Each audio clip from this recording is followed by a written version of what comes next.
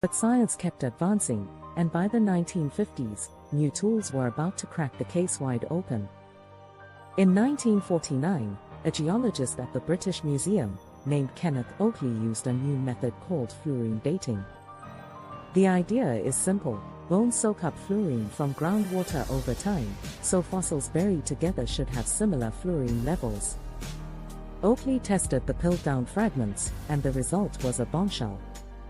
The human-like skull was maybe a few thousand years old at most, but the ape-like jaw had almost no fluorine at all.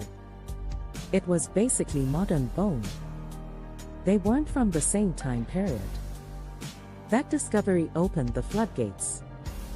In 1953, Oakley, along with anatomist Wilfrid Le Clerc and anthropologist Joseph Weiner, launched a full-scale investigation.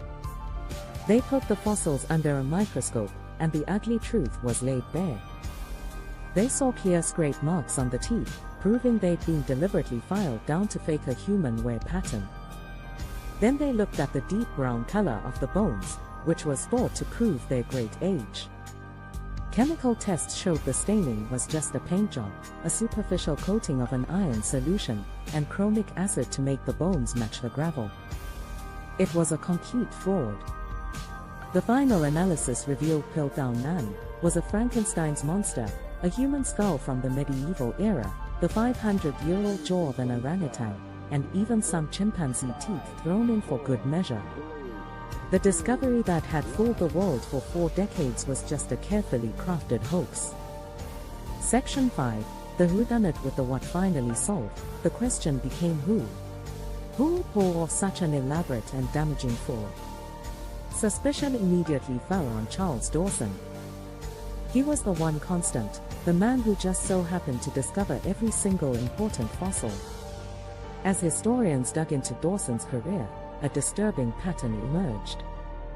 An investigation of his other collections revealed he was a serial forger, with evidence suggesting he faked at least 38 other discoveries.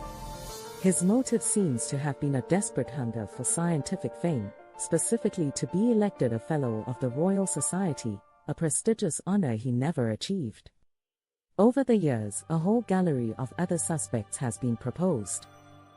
They range from the plausible, like a disgruntled museum volunteer, to the truly outlandish, including Sir Arthur Conan Doyle, the creator of Sherlock Holmes, who lived near Piltdown and was a fossil enthusiast.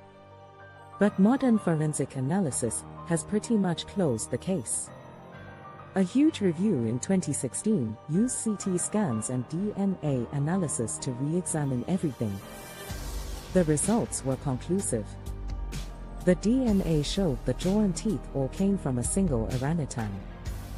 More importantly, the modus operandi, the specific way the bones were broken, stained, and filled with putty, was identical across all the specimens.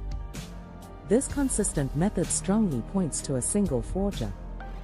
Since Dawson is the only person linked to every single one of the finds, the evidence is overwhelming that he was the lone fraudster.